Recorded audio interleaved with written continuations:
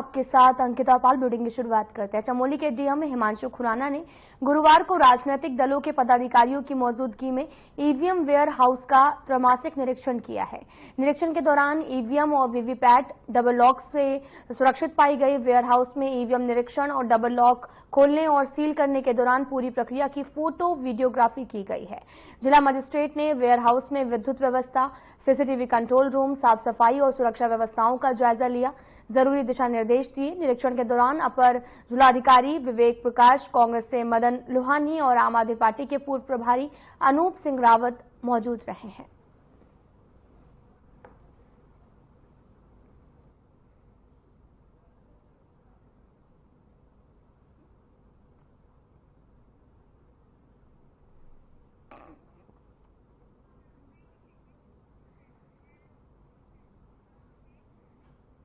तो वहीं देहरादून से बड़ी खबर आ रही है। आपको बताते चले कि उत्तराखंड में बड़े स्तर पर प्रशासनिक फेरबदल हुए हैं। बड़ी खबर इस वक्त की देहरादून से, जहां पर आईपीएस अफसरों का बड़े पैमाने पर तबादला किया गया। राज्य सरकार ने स्थानांतरण के तहत फेरबदल किया है। बड़ी खबर, अधिकारियों को नई जिम्मेदारियां सौंपी गई हैं। एडीजी से लेकर जिलों तक में कई बदलाव हुए हैं। बड़ी खबर इस वक्त की टीवी स्क्रीन पर, जहां पर आपको बताते चले कि बड़ा जो फेरबदल है वो देखने को मिला है। उत्तराखंड में बड़े स्तर पर प्रशासनिक फेरबदल हुआ है। आईपीएस अफसरों पर बड़े पैमाने पर तबादला किया गया। राज्य सरकार ने स्थानांतरण के तहत फेरबदल किया है। अधिकारियों को नई जिम्मेदारियां सौंपी गई हैं। एडीजी से लेकर जिलों तक में बड़ा बदलाव देखने को मिला है।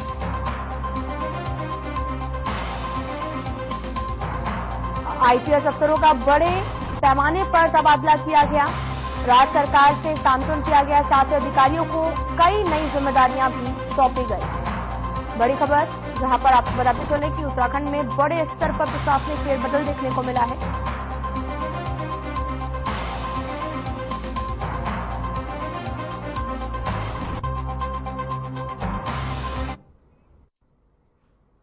डोईवाला के दुधली क्षेत्र में मौजूद अटल उत्कृष्ट राजकीय इंटर कॉलेज में प्रदेश के शिक्षा मंत्री डॉक्टर धन सिंह रावत, हरिद्वार सांसद त्रिवेंद्र सिंह रावत 3 करोड़ 10 लाख की लागत से बने बहुउद्देशीय हॉल का लोकार्पण करने पहुंचे हैं। और कार्यक्रम में शिक्षक दिवस पर शिक्षकों का सम्मान करते हुए तमाम शिक्षकों और सम्मान भी किया गया। साथ ही वहां पर विद्यालय के शिक्षकों ने अपनी मांगों को लेकर हाथों में काली पट्टी बांधकर विरोध किया है। हालांकि पुलिस प्रशासन द्वारा प्रोटोकॉल का हवाला देते हुए शिक्षकों को कार्यक्रम से दूर स्कूल में रखा गया है। इस दौरान विरोध कर रहे शिक्षकों का भी कहना है कि जिस तरह से आज शिक्षक दिवस के दिन जो है शिक्षकों का सम्मान किया जा रहा, बेहतर होता कि सरकार हमारी बातों को सुनती, हमारी मांगों को मानती। आपको बताते चले कि शिक्षक दिवस पर शिक्षकों का विरोध प्रदर्शन भी जारी रहा, जहां पर उन्होंने कहा कि जिस तरीके से तोहफे बांटे जाते हैं, कई तरह की चीजें की जाती हैं, हाथों में काली पट्टी बांधकर हमने गुहार भी लगाई है, तो इससे अच्छा है कि सरकार हमारी मांगों को मान ले। हम लगातार अपनी मांगों को लेकर धरना स्थल पर बैठे रहते हैं, हाथों में काली पट्टी बांध देते हैं और साथ ही मांगों को लेकर सरकार से गुहार लगाई है।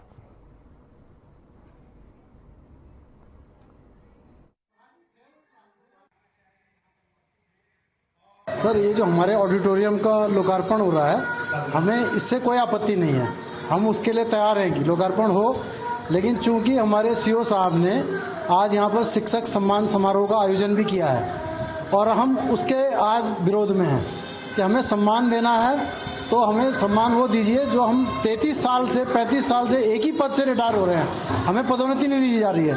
प्रधानाचार्य की इन्होंने सीधी भर्ती निकाल दी है और जो हमारा प्रमोशन का पद था वो हमारा बंद कर दिया है इन्होंने।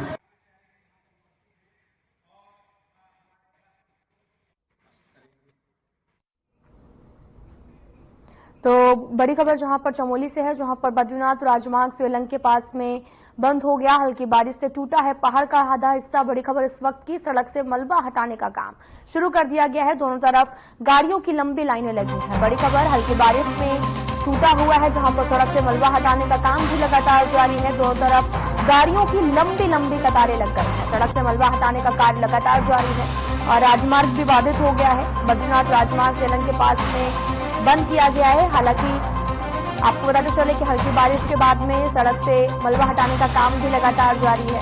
दोनों तरफ गाड़ियों की लंबी लंबी कतारें देखने को मिल रही हैं। चमोली बद्रीनाथ राजमार्ग सुरंग बंद हो गया। हालांकि बारिश में पहाड़ का आधा हिस्सा टूट कर गिरा और सड़क पर मलबा हटाने का काम भी लगातार जारी है। दोनों तरफ गाड़ियों की लंबी कतारें लग गई।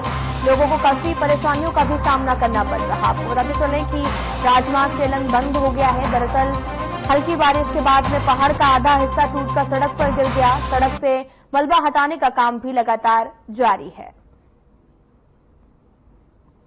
आपको तस्वीरें भी दिखा रहे हैं जहां पर बारिश के बाद में पहाड़ का आधा हिस्सा टूटकर नीचे गिर गया, जिससे राजमार्ग बाधित हो गया है। आने जाने में लोगों को काफी परेशानियों का सामना करना पड़ रहा।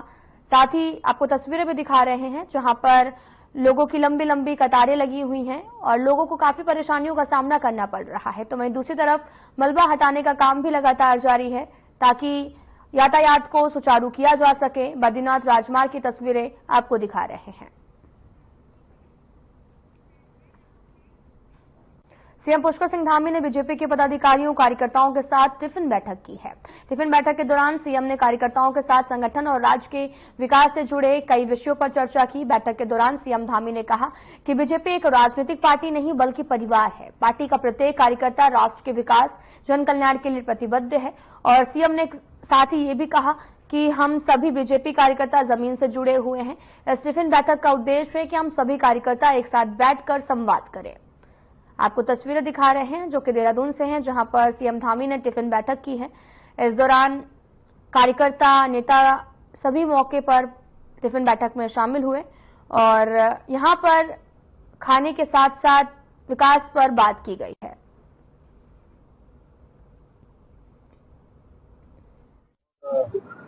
बैठक दोनों एक साथ हुई है, संवाद कार्यक्रम भी हुआ है, कार्यकर्ताओं से सुझाव लिए। महानगर के हमारे सभी प्रमुख कार्यकर्ता के बहुत सारे सुझावों की मिले हैं। अपने अपने क्षेत्रों में कार्यकर्ता पूरे परिश्रम से पूरे समर्पण के साथ लगते हैं, तो उन्हीं का परिणाम उसी का प्रतिफल है कि हम सभी चुनाव में हमको विजय से मिलती है, जनता तक हमारी बात पहुंचाते हैं। आज भी बहुत सारे सुझाव मिले और यहाँ से हम संकल्प भी लेकर जा रहे हैं सारे लोग कि इस बार पार्टी का अभियान पूरी तरह से सफल बनाएंगे।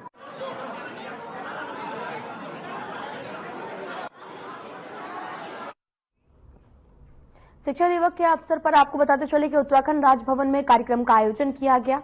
इस कार्यक्रम में शैलेश मटियानी राज्य शैक्षिक पुरस्कार 2023 का वितरण किया गया। इस मौके पर राज्यपाल गुरमीत सिंह और सीएम पुष्कर सिंह धामी भी कार्यक्रम में मौजूद रहे।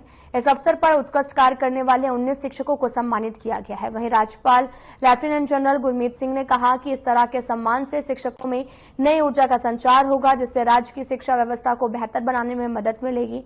वहीं सीएम धामी ने भी इस दौरान शैलेश मटियानी पुरस्कार की धनराशि को बढ़ाने की घोषणा की है।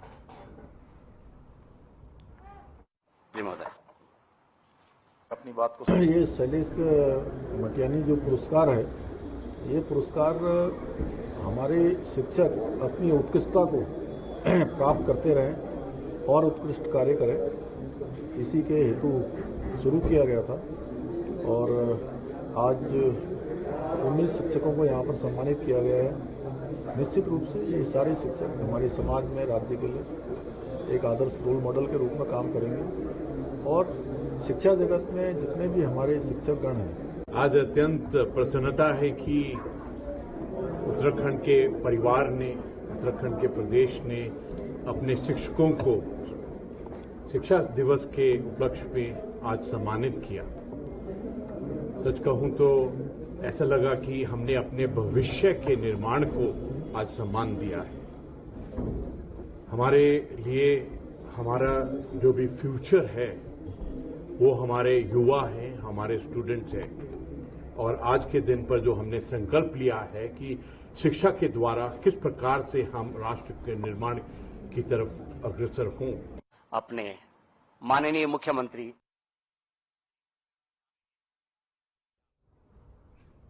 भारतीय जनता पार्टी में सदस्यता अभियान का कार्यक्रम शुरू हो गया है। रुद्रपुर के बीजेपी जिला कार्यालय से उत्तराखंड के कैबिनेट मंत्री सौरभ बहुगुणा के द्वारा बीजेपी में सदस्यता अभियान की शुरुआत की गई।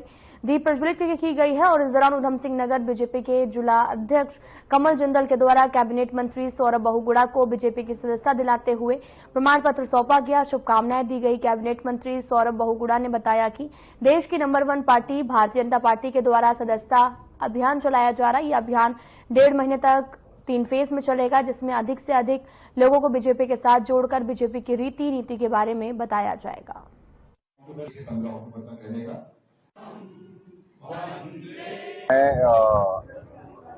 देश के यशस्वी प्रधानमंत्री माननीय नरेंद्र मोदी जी को, साथ ही साथ हमारे देश के यशस्वी राष्ट्रीय अध्यक्ष जगत प्रकाश नड्डा जी को बहुत बहुत धन्यवाद देता हूं कि उन्होंने हमारे संगठन पर राष्ट्रीय जो हमारा सदस्यता अभियान 2024 है उसकी शुरुआत दिल्ली में 2 सितंबर को करी, जब हमारे राष्ट्रीय अध्यक्ष जी ने माननीय प्रधानमंत्री जी को सदस्यता ग्रहण करवाई और फिर 3 तारीख को हमारे माननीय मुख्यमंत्री जी को हमारे प्रदेश के यशस्वी हमारे अध्यक्ष महेंद्र भट्ट जी ने सदस्यता अभियान शुरू करवाई।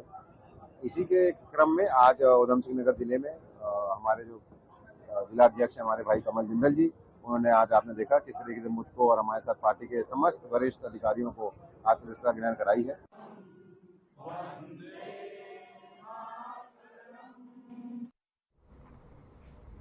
तो वहीं बीजेपी ने प्रदेश में होने वाले केदारनाथ उपचुनाव के लिए कमर कस ली है।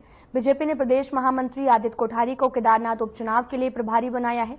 आदित्य कोठारी ने कहा कि केदारनाथ उपचुनाव की घोषणा जल्द हो सकती है और ऐसे में संगठन को बूथ स्तर पर कैसे मजबूत किया जाए, इसको लेकर टीम गठित की गई है।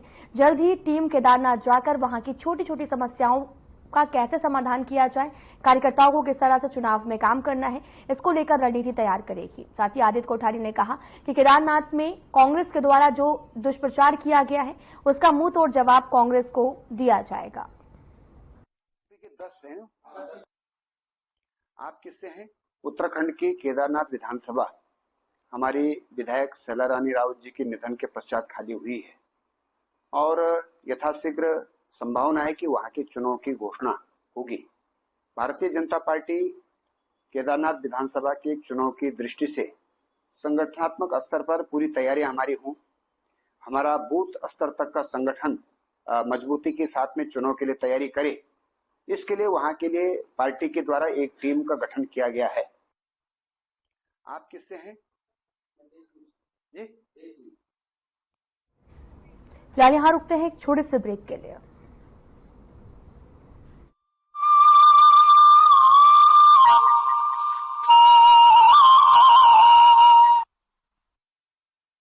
प्रधानमंत्री श्री नरेंद्र मोदी के मार्गदर्शन और मुख्यमंत्री श्री पुष्कर सिंह धामी के कुशल नेतृत्व में उत्तराखंड सरकार किसानों की समृद्धि के लिए संकल्पबद्ध है। राज्य सरकार ने स्टाम्प शुल्क में प्रदेश के किसानों को बड़ी राहत दी है। कृषि कार्यों के लिए 5 लाख रुपए तक के ऋण पर किसानों को अब स्टाम्प शुल्क अदा नहीं करना होगा। पहले ये सीमा 3 लाख रुपए थी, जिसे बढ़ाकर 5 लाख रुपए कर दिया गया है। इस फैसले से किसान बेहद खुश नजर आ रहे हैं। जो ऋण जो पहले उपलब्ध होता था वो केवल 3 लाख का उपलब्ध होता था, जिस पर कोई किसी तरह का शुल्क नहीं लिया जाता था, और अब लिमिट है उसकी बढ़ा करके उन्होंने 5 लाख तक का कर दिया है, जिस पर कोई स्टाम्प शुल्क अब नहीं है। तो मैं उत्तराखंड सरकार का धन्यवाद करना चाहता हूँ। सरकार के द्वारा जो महिला किसानों को जो सहायता मिल रही है वो सभी बहनों के लिए लाभदायक है। चाहे उसमें बिना ब्याज का लोन हो, चाहे उपकरण खरीदने के लिए जो सहूलियत दी जा रही है उसमें भी छूट दी जा रही है। मुख्यमंत्री पुष्कर सिंह धामी के नेतृत्व में राज्य सरकार ने किसानों के हित में कई फैसले लिए हैं। अब खेतों की सिंचाई के लिए नहरों के पानी पर लगने वाला सिंचाई कर भी माफ कर दिया गया है। किसानों को 3 लाख रुपए तक का ऋण बिना ब्याज के उपलब्ध कराया जा रहा है। फार्म मशीनरी बैंक योजना के तहत कृषि उपकरण खरीदने पर 80% तक सब्सिडी दी जा रही है। जैविक खेती को बढ़ावा देने के लिए प्रदेश में 2,30,000 हेक्टेयर क्षेत्र में जैविक खेती की जा रही है। सरकार ने मिलेट्स को बढ़ावा देने के लिए पहली बार मंडुए का न्यूनतम समर्थन मूल्य तय किया है, जबकि गन्ने का राज्य परामर्शित मूल्य यानी SAP भी 20 रुपए प्रति क्विंटल बढ़ाया गया है। प्रदेश में गेहूं खरीद पर किसानों को MSP पर 20 रुपए प्रति क्विंटल का बोनस दिया जा रहा है। PM किसान सम्मान निधि के तहत आज राज्य के करीब 8 लाख किसान लाभान्वित हो रहे हैं। धामी सरकार का ये है संकल्प, सुखी रहे किसान, समृद्ध बने उत्तराखंड।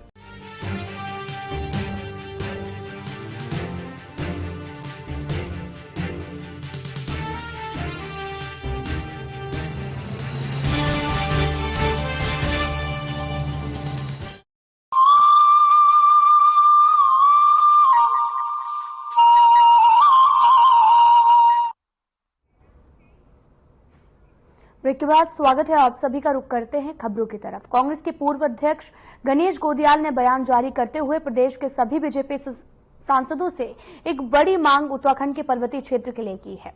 गोदियाल का कहना है कि बीजेपी के प्रदेश अध्यक्ष और राज्यसभा सांसद महंत भट्ट द्वारा सदन में पैनखंडा के लोगों को जो आरक्षण दर्जा मिला हुआ है उसके तहत केंद्र में आरक्षण मिलना चाहिए। महंत भट्ट ने मांग सदन में उठाई कि इसके लिए वे महेंद्र भट्ट का आभार व्यक्त करते हैं।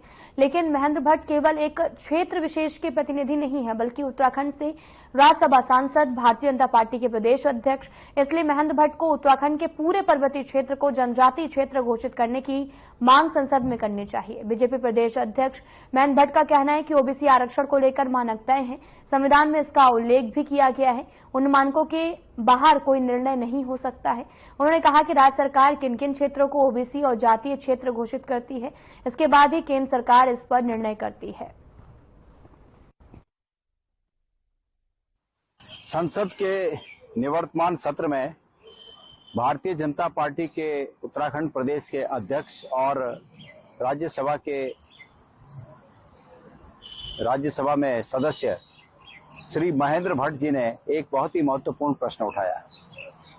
श्री महेंद्र भट्ट जी ने पैनखंडा को केंद्रीय स्तर पर भी, जो वर्तमान में राज्य के स्तर पर पैनखंडा को ओबीसी स्टेटस है, उस स्टेटस को केंद्रीय स्तर पर भी मान्य करने की बात कही। मैं श्री महेंद्र भट्ट जी के इस कथन का, उनकी इस मांग का समर्थन करता हूं। ओबीसी के विषय को लेकर मानक तय है, संविधान में उल्लेखित है, उन मानकों से बाहर कोई निर्णय हो नहीं सकता। राज्य सरकारें किसी क्षेत्र को ओबीसी क्षेत्र घोषित करती है, कुछ जाति को ओबीसी घोषित करती है, उसके बाद ही केंद्र निर्णय करता है। जहां तक पैनखंडा क्षेत्र का विषय, मैंने राजस्थान विषय को उठाया और मुझे बताते खुद।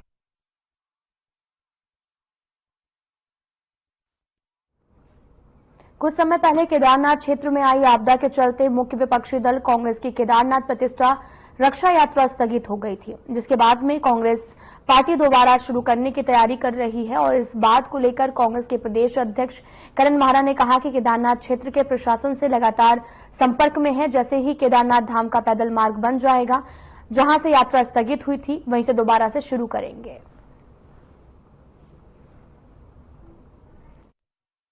अनुकूल स्थितियां अनुकूल में परिवर्तित होंगी और वहां का प्रशासन से हम लोग संपर्क में हैं। जैसे मार्ग बन जाएगा पैदल मार्ग, क्योंकि पैदल जाके ही जल चढ़ाने की बात हम लोगों ने संकल्प लिया है, तो हम इसको दोबारा से जहां हमने इसको रोका था, स्थगित किया था, वहीं से आगे की यात्रा पुनः प्रारंभ होगी। और मुझे लगता है 10, 11, 12 में से कोई डेट ऐसी निकलेगी, तब तक मुझे लगता है कि मार्ग जाने लायक शायद बन जाएगा और हम इस यात्रा को कंप्लीट करेंगे।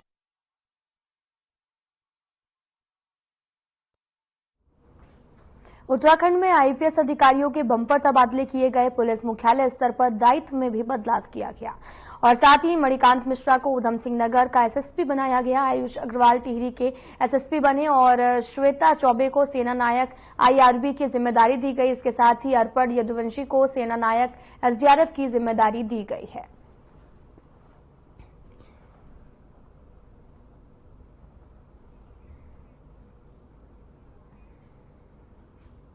प्रदेश सरकार निकाय और पंचायत चुनाव की तैयारी में पूरी तरह से जुट गई है। बात करें ग्राम पंचायत में परिसीमन की, तो सरकार की तरफ से पूरी तरह से तैयारी की जा चुकी है। सभी 13 जनपदों में परिसीमन का कार्य पूरा हो चुका है। इस विषय को लेकर विभागीय सचिव चंद्रेश कुमार यादव ने कहा कि पंचायत पुनर्गठन और परिसीमन 2024 के निर्वाचन का कार्य पूरा कर लिया गया है, जिसमें इस बार 50 नई ग्राम पंचायत का गठन किया गया, तो वहीं 13 ग्राम पंचायतों को समाप्त किया गया है। ग्राम पंचायतों के परिसीमन पुनर्गठन की प्रक्रिया हमारी पूर्ण हो चुकी है 2024 के निर्वाचन के लिए। इस बार कुल 50 नई ग्राम पंचायतों का गठन किया गया है और 13 ग्राम पंचायतों को समाप्त किया गया है। इस तरह से कुल 37 नई ग्राम पंचायतें अस्तित्व में आई हैं। पिछली बार जब चुनाव हुए थे तो उस समय हमारे पास 7,795 ग्राम पंचायतें थी, जो बढ़कर अब 7,832 हो गई हैं। इसमें हरिद्वार भी इंक्लूड है टोटल ग्राम पंचायतों की संख्या में। ऋषिकेश आवास विकास सरस्वती विद्या मंदिर स्कूल में शिक्षक दिवस धूमधाम से मनाया गया। इस दौरान स्कूल के छात्रों ने अपने अपने शिक्षकों को शिक्षक दिवस की बधाई देते हुए उनके बताए रास्ते पर चलने का संकल्प लिया। विद्यालय के वरिष्ठ शिक्षक और मीडिया प्रभारी नरेंद्र खुराना ने बताया कि विद्यालय के प्रधानाचार्य उमाकांत पंत और प्रबंधक समिति के द्वारा विद्यालय के सभी आचार्यों का सम्मान हुआ, जिससे वो बेहद खुश हैं।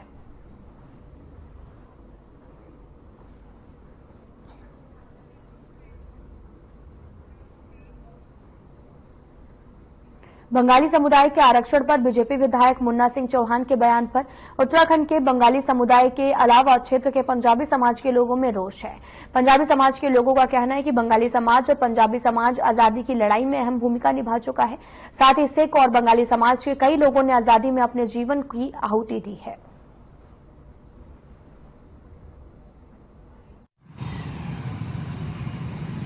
5% मतदाता बंगाली समाज का भारतीय जनता पार्टी के साथ खड़ा था। यहाँ के प्रत्याशी आदरणीय अजय भट्ट जी के साथ खड़ा था। और बंगाली समाज, मैं फिर कह रहा हूं, वो पूजनीय है। हमें जो शब्द उन्होंने कहे मैं उसकी निंदा करता हूं और मैं बंगाली समाज से पुनः क्षमा प्रार्थी हूं कि मुन्ना सिंह चौहान जी ने जो शब्द कहे, मैं बंगाली समाज से मैं खुद क्षमा प्रार्थी हूं और ऐसी चूक आगे से भी कहता हूं कि कोई और व्यक्ति भी ना करे। किसी भी समाज के लिए बोलने का किसी भी व्यक्ति को कोई अधिकार नहीं है। मुन्ना सिंह चौहान जी विधायक जी, अच्छी बात है, वो अपनी बात कहने का उनको अधिकार है, लेकिन इस तरीके से नहीं कि किसी को भी गाली देने का अधिकार उनको है। एक ऐसा जाति के लोग, बंगाली समुदाय के लोग जो हमेशा मिलजुल कर रहते आए, अगर हम इस तरीके से कहें कि जब माननीय अटल बिहारी वाजपेयी जी ने ये बात हमसे कही, समाज में, संसद में ये बात कही कि मैं जिस दिन हम सत्ता में आएंगे उस दिन हम अनुसूचित जाति का दर्जा देंगे। और देखिए, ये मुन्ना सिंह चौहान का जो भाजपा के एक नेता हैं, विधायक हैं, उनका बयान है पूरी तरह गलत है। उन्हें इतिहास की जानकारी नहीं है, उन्हें क्षेत्र की जानकारी नहीं है, उन्हें भौगोलिक स्थिति की जानकारी नहीं है। सबसे ज्यादा जो दर्द विभाजन का भारत की जब टुकड़े हुए, पश्चिम बंगाल और बांग्लादेश जो बाद 71 में बना, इन लोगों ने और पंजाबियों ने झेला 1947 में, और उनको यहाँ पर भूमि आवंटित की गई थी 1947 में, 1952 में। सल्ट अल्मोड़ा जिले के विकास खंड सल्ट खुमाड़ में आजादी की लड़ाई में शहीद हुए खीमानंद गंगाराम सहित बहादुर और चूड़ामणि को श्रद्धांजलि दी गई। केंद्रीय राज्य मंत्री अजय टम्टा, सल्ट विधायक महज जीना, बीजेपी जिला अध्यक्ष लीला बिस्ट सहित बीजेपी कार्यकर्ता और पदाधिकारियों ने प्रतिमाओं पर पुष्प अर्पित कर उन्हें श्रद्धांजलि अर्पित की है। केंद्रीय राज्य मंत्री अजय टम्टा ने कहा कि खुमाड़ के जाबाजों का बलिदान कभी भुलाया नहीं जा सकता। उन्होंने शहीद स्थल खुमाड़ पर हेलीपैड बनाने की घोषणा की है। इस दौरान राजकीय इंटर कॉलेज खुमाड़ में जनसभा को संबोधित करते हुए कहा कि शहीदों के गांवों के लोगों को जो उम्मीदें हैं उन्हें पूरा करने का प्रयास किया जा रहा है। उन्होंने शहीद स्थल पर हेलीपैड बनाने के लिए भी ग्रामीणों से भूमि उपलब्ध कराने की अपील की है। शहीद दिवस के माध्यम से सल्ट खुमाड़ को प्रतिवर्ष दर्जनों सौगातें मिलती आ रही है और वर्तमान में इस क्षेत्र से लोकप्रिय विधायक महेश जीना जी और इस क्षेत्र से सांसद के रूप में अजय टम्टा जी, दोनों ने राज्य की तरफ से और केंद्र की तरफ से उन अमर वीरों को आज श्रद्धांजलि अर्पित की। और प्रतिवर्ष आज सल्ट लगातार उन्नति की तरफ, प्रगति की तरफ और विकास की गति को आगे, अभी हमने जिक्र किया, सैकड़ों करोड़ की योजनाएं आज सल्ट में निर्माण कार्यों की, सड़कों की, पेयजल की तमाम क्षेत्रों में चल रही हैं। तो निश्चित रूप से आज सल्ट की जनता ने स्वागत, अभिनंदन किया दोनों नेताओं का और उन शहीदों को श्रद्धांजलि अर्पित। अभी ऐसा आज हमारे माननीय मुख्यमंत्री पुष्कर सिंह धामी जी के यहाँ आना था, लेकिन अचानक ही कुछ आवश्यक काम पड़ने की वजह से वो नहीं आ पाए। उनका संदेश मिला है और जल्दी हम एक और प्रोग्राम लगा के, क्योंकि माननीय मुख्यमंत्री जी ने तो कहा था कि कुछ घोषणाएं मेरी तरफ से आप कर देना, लेकिन मैंने इसलिए जान के नहीं की। मैं चाहता हूं कि जब मुख्यमंत्री जी आए तो छप्पर फाड़ के हमें दे के जाए। खाली बूंद बूंद से हमारे सल्ट का गुजारा नहीं होने वाला और इसलिए हमने वो 2-3 घोषणाएं नहीं की, क्योंकि हमारा कम से कम 10-15 घोषणा कराने का हमारा उद्देश्य माननीय मुख्यमंत्री जी से था और हम कोशिश करेंगे जल्दी सल्ट में माननीय मुख्यमंत्री जी का दोबारा प्रोग्राम लगाएंगे, क्योंकि हमारे क्षेत्र में अनेक प्रकार के कार्यक्रम होते रहते हैं।